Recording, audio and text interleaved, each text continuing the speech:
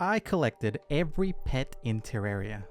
Yep, every single one of them. And how did I do this? Well, we kick things off like any self-respecting Terraria player. We created our character, and we created our world, making sure to set it to master mode for those exclusive drops. And the world evil didn't really matter, but we picked Crimson mainly for comfort reasons. As we finally jump into the world, I noticed that we're already 1/79th of the way there. Because after messing with some funky little settings on our computer, we are now able to start off with the first pet, the bunny. This item was originally meant to be a collector's exclusive item. However, nowadays players can just do a bit of hacking, I mean strategic planning, to get this item. Alright, continuing onwards, we chopped some wood and built our first house to use as a base of operations for the rest of the playthrough. We began exploring our first cave as anyone else would, in order to get geared up and rush through the early game as fast as possible. And as we do, we managed to obtain our first useful item, the magic mirror, which allows us to quickly teleport back to spawn whenever we want. We find our first bit of minerals,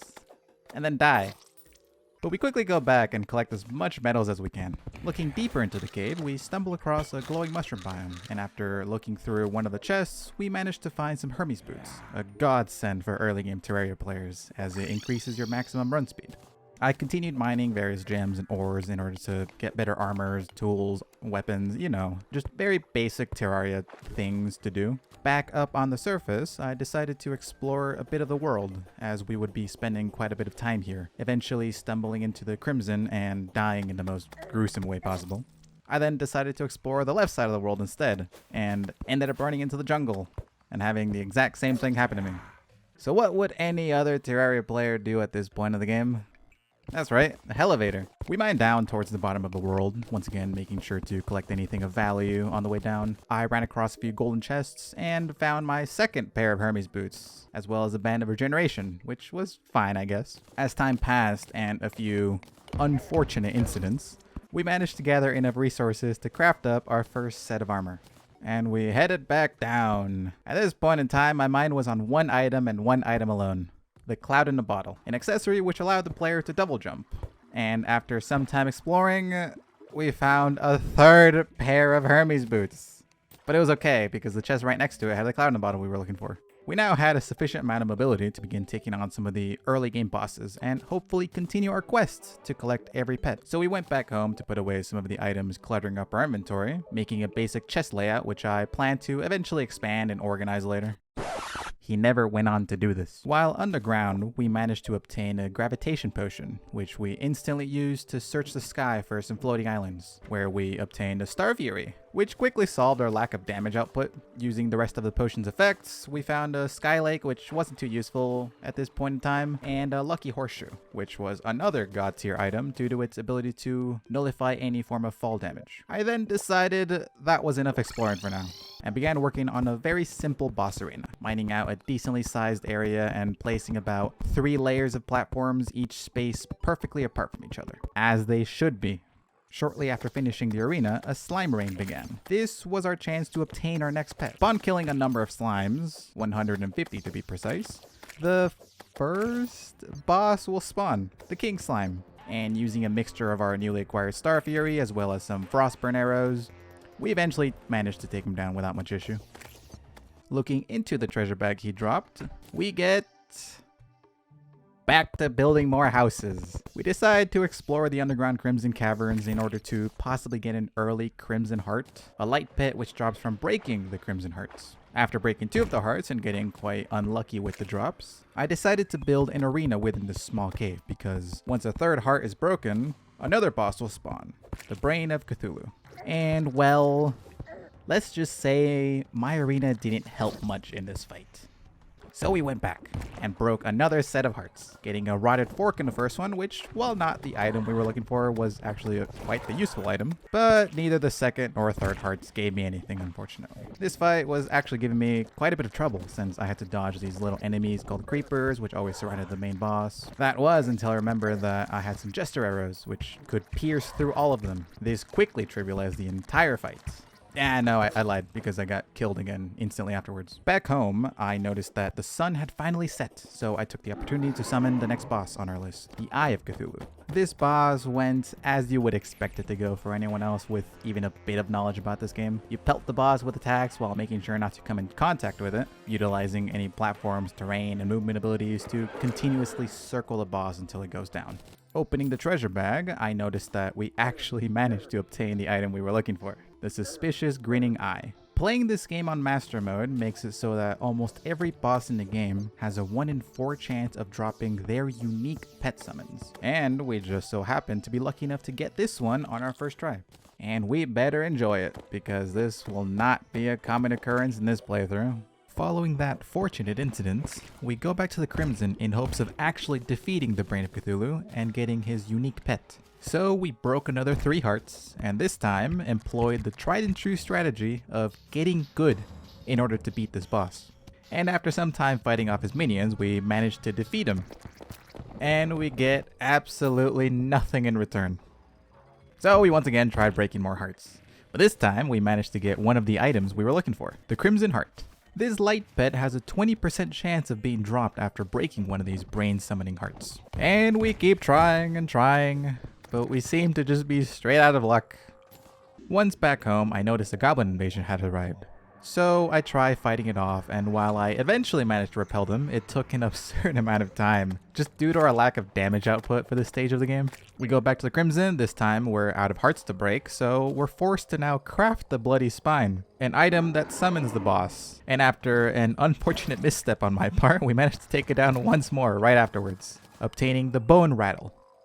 Not quite the pet we were looking for, but an extremely lucky outcome. The Brain of Cthulhu actually has 2 different pets it can drop. One is its unique pet, only given to us on Master Mode, and the other is the Bone Rattle, which has quite a low drop rate of 5%.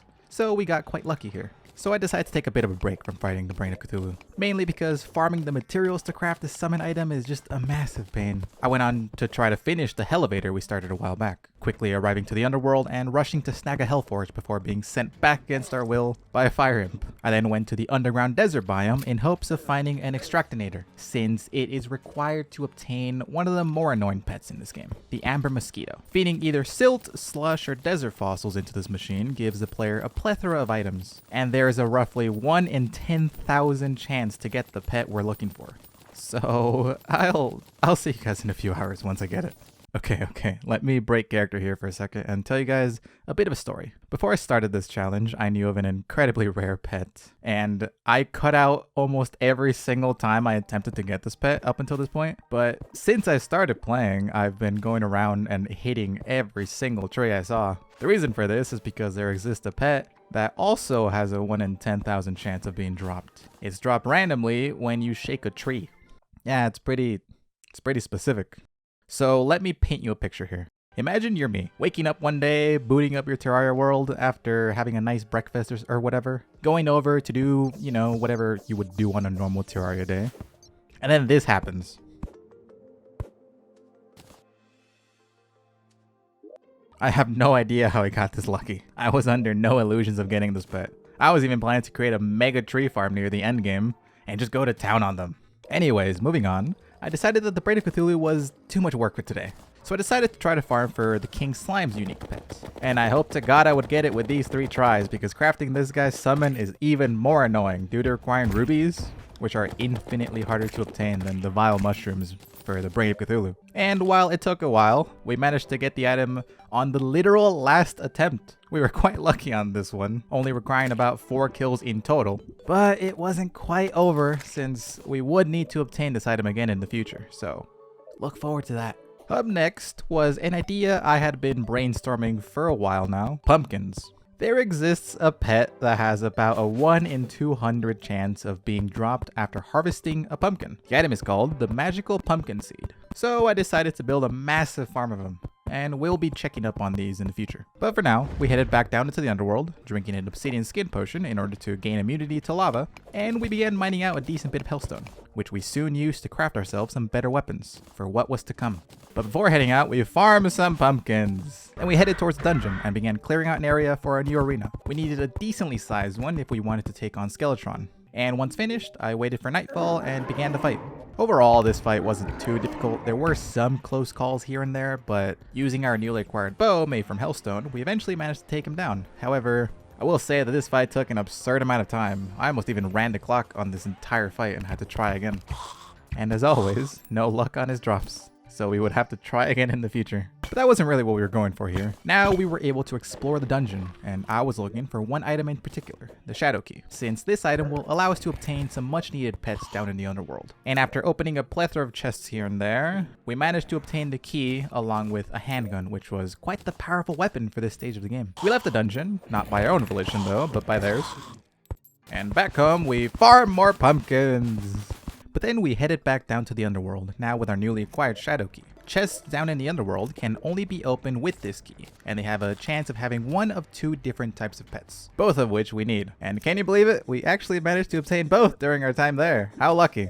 These two pets are part of a group, which I will go into more detail later, but to put it simply, I was incredibly relieved once I found both. Once back home, I put my stuff away and farmed more pumpkins. But then I decided enough was enough and went back to fight the Brain of Cthulhu, continuing to fail at getting his unique pet. And let me tell you that it took me nearly 10 damn tries to get this thing. How the hell did it take me 10 tries to get something with a drop rate of 25%? I hate this game. I farmed more pumpkins, then headed over to the jungle since there were at least 3 different pets I could get here. I built some houses and headed underground. While exploring, I actually found an entirely different pet than the one I was searching for. The shark pup. This pet has a chance of being found specifically in water chests, so safe to say I was quite stoked. The item I was looking for had a similar requirement, being found rarely in ivy chests, and I could not for the life of me find it. I even found a second shark pup mere moments later, but then I died, so I farmed more pumpkins instead. I was now at nearly 5,000 of them. This item is only meant to have a 1 in 200 drop chance. How the hell haven't I gotten it yet? Went back to the jungle and instantly died afterwards, so I gave up and decided that getting this pet just wasn't worth it, so I was gonna fish for it instead. I mentioned a while ago that there exists a certain group of pets. Certain pets have a chance to be found in different biome chests, and at this point I was only missing the turtle pet and the penguin pet, which could be found in ivy chests and ice chests respectively. Alternatively, they can also be found while fishing up their biome chests. So I created a large pool of water in the jungle in hopes of fishing one of them up, until I realized how low the drop rates for them actually were. So I went back home, where I noticed the traveling merchant had arrived, and he appeared to have pity on me. He was selling the celestial wand. We purchased it and added another pet to our collection. While the traveling merchant had been nice to us today, this will not be a common occurrence. This man sells 7 different pets, and he only has around a 20% chance of showing up every day, each time with a randomized shop. Alright, back to it. There's still no luck on getting the amber mosquito, so we'll get back to that. So I was able to find a queen beehive. So I began digging out a decently sized area down in the jungle to create a nice arena in order to fight her. It took a while, but eventually I had completed it and was able to fight the queen bee. And while I don't mean to toot my own horn here, I'm actually pretty good at this fight, so it was no problem. You just kind of weave in and out of her dashes and attack her whenever she stands still. What was a problem, however, were her drops. My god, this boss took so many damn tries to give me what I wanted. So I mined out some more materials and went to craft some more summon items for her. And after the 3rd try, I got one of her pets. Similar to the Brain of Cthulhu, this boss also has 2 pet drops. Her unique Master Mode one, along with a significantly rarer one. So tell me, why do I keep struggling on getting the less rare one? I ran out of boss spawners on the first go around and had to craft another batch, until I finally managed to obtain it. I swear, this game is out to get me. As soon as I went to go craft another 6 spawners, I got it on the literal first one. I want to quit this game. Alright. Y'all see this guy? Yeah, this guy right here. Yep, we gotta do this now. The Old One's Army is a tower defense event based on the amazing video game Dungeon Defenders, and it just so happens to be a massive treasure trove of pets. This event is, how should I put it, an absolute chore. It takes so long to complete, and it isn't even all that fun. Sorry to all those who like this event, but I'm convinced you don't exist. Anyways, defeating the boss of the level 1 event has a chance to drop 2 pets. The Gato egg and the dragon egg, both of which we obtain and check off another 2 pets off our list. And trust me, we will be coming back to this, no matter how much we dislike it. onwards towards the snow biome, where we once again built yet another arena, we go underground to farm some flinx fur in order to spawn the next boss, the Deerclops. This fight is really weird to me. I never really go out of my way to fight this boss, even on a normal playthrough, but the fact that you have to stay close to him in order to deal damage just does not make sense to me, and I always end up dying at least twice whenever I fight him. But regardless, even if you do die in this boss, it's quite generous since it doesn't really despawn after death. And once again, we have to go through the same old issue of not getting any damn drops for this guy. You may think, oh, it's not that many. Yeah, I actually cut out most of the attempts. This boss drops 2 pets as well. And while I managed to get the first one quite easily, the second just would not drop. Luckily for me, however, while farming for more flinx fur, I encountered the Skeleton Merchant, an NPC that occasionally spawns underground. And to my surprise, he was selling the Magic Lantern, a rare light pet that he only sells during the night of a full moon. What are the odds? But anyways, after quite a few more tries, we finally managed to get the second pet from the Deerclops after an ungodly amount of time, and are finally able to move on to the next.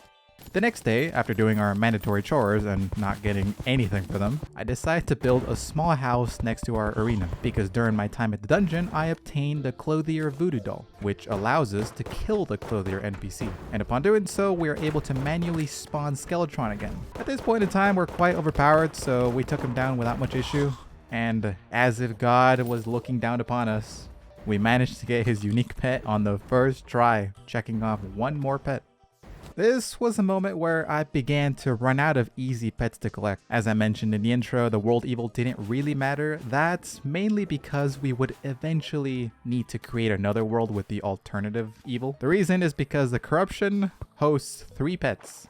Each is an alternative to the ones we obtained in the Crimson. We have the Shadow Orb, which we quickly obtained, acting as an alternative to the Crimson Heart, along with the Writhing Remains, the Eater of Worlds' unique Master Mode drop, and the Eater's Bone, which took an absolutely ludicrous amount of time to obtain, even forcing me to create another world to continue trying. But we eventually got that one as well, even with the 5% drop rate. These 3 pets could theoretically also be obtained within the same world as the others. Once you hit hard mode, you can talk to the Dryad inside a graveyard biome, and she will sell seeds for the alternate world evil. You can then plant a large amount of them to create an artificial corruption biome, then farm both vile mushrooms and rotten chunks in order to spawn the Eater of Worlds. And the Shadow Orb can be obtained by fishing up corruption crates, which, while annoying, is definitely possible.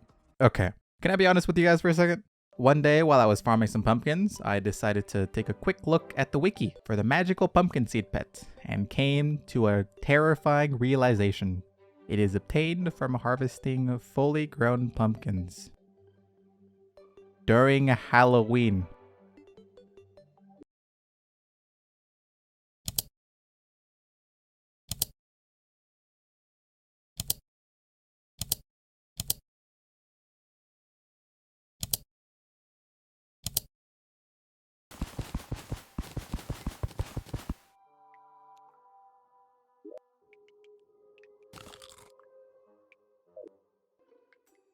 I need to learn to fully read the descriptions before I start playing. The next day, the traveling merchant had arrived, and he was selling the birdie rattle. So this was quite an easy pet to obtain, especially considering I had been hoarding up quite a bit of money up until this point. And then, disaster struck. I was out of easy pets to obtain, so I did what any mentally stable Terraria gamer would do at this point. I began sleeping. And I talked to the angler. And then I fished, and I fished, and fished, until suddenly I had a stroke of luck fall upon me. A Joja Cola. This item can be fished up rarely, and if given to the Dryad, can be converted into the Star Drop, another pet for our collection. But while an amazing outcome, it wasn't quite what I was going for. I continued fishing in a desperate attempt to complete the angler's quests. I was trying to obtain a full set of angler armor, along with a golden fishing rod. All this was in order to boost our fishing power as much as possible. This went on for days upon days. It went on for so long that I even managed to catch the traveling merchant selling yet another pet, the exotic chew toy. One more traveling merchant pet crossed off our list. And now, we were ready. We began fishing as we tried previously, this time managing to collect a plethora of jungle chests. But none of them gave us anything of value. I thought all hope was lost until, out of desperation, I opened up the iron crates we had fished up. And on the literal last one, there it was, the Minotaur pet. A pet with a less than 5% chance to be found inside iron crates. But we weren't finished. Crate after crate of absolute garbage went by. Even with the best armor, tools, and potions, it still took an absurd amount of time to even fish up a single biome crate. But just when all hope had been lost, there it was, the turtle pet. But once again, we weren't finished. Onwards to the snow biome, we once again created a large pool of water and continued fishing. For some reason, crates in this biome were even more rare than the jungle. It wasn't looking too great until this happened.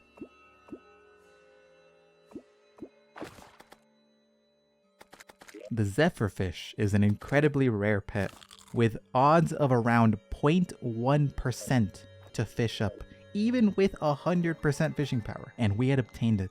But do you know what's even crazier than that? On the literal next frozen crate we fished up, there it was. You could even see me do a double take as to how unbelievable that situation actually was. And with that, we were done. We never had to touch a fishing rod ever again. And then, to wrap things up, we head down into the underworld in order to build our very, very crude and makeshift hell bridge in order to prepare for the inevitable. We farm up some guy voodoo dolls and throw one into the lava, commencing the final fight of pre-hard mode. And let me tell y'all a little secret. If y'all just use a handful of bee nades after defeating the queen bee, this boss goes down in a matter of seconds. And I'm not even kidding, it is absurdly easy. They should really nerf these things, my god. And lucky for us, the boss treasure pack didn't really matter, as the Wall of Flesh is one of the few bosses in Master Mode that does not have a unique pet as its drop. Instead, it has a mount, which we're not going for in this playthrough, so we're okay with that. And with that, we head back home in order to prepare for the gargantuan challenge ahead of us. That is Terraria Hard Mode.